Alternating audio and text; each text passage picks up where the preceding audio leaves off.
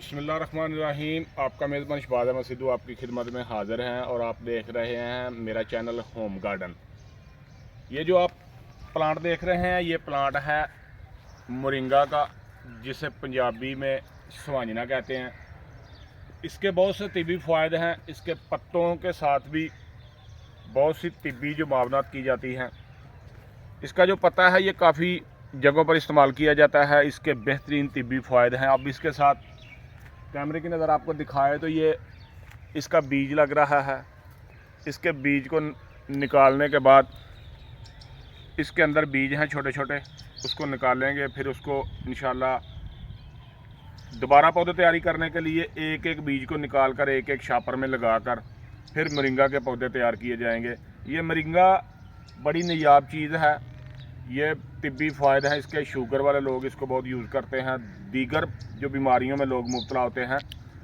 हिकमत के लिहाज से देखा जाए तो ये मोरिंगा का पौधा काफ़ी बीमारियों के लिए बहुत ही मुफीद है और बहुत ही नायाब चीज़ है। ये 3 से 4 साल का पौधा है।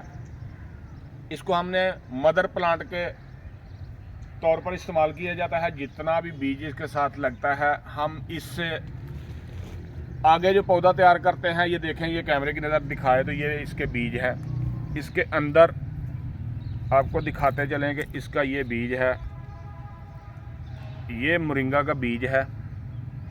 इसके अंदर ये छोटे छोटे बीज हैं। ये है असल मोरिंगा का बीज। इस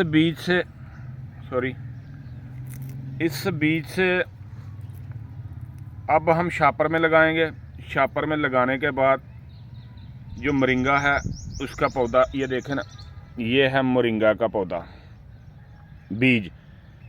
इस बीज को अब शापर में लगाएंगे। उसके बाद ये 2 महीने तक पौधा तैयार हो जाएगा। बाद में मुख्तलिफ जगह पर ट्रांसफ़र करेंगे। मोरिंगा चूँकि एक नायाब चीज़ है और ये ढूंढने से भी बहुत कम मिलता है। और इसका सबसे बड़ी चीज़ यह है, इसका अचार भी यूज़ किया जाता है जिसको हम स्वांजना कहते हैं। ये बेहतरीन हाजमेदार चीज़ भी है।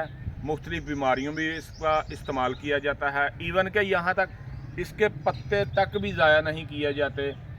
ये पत्ते भी बहुत ही मुफीद हैं।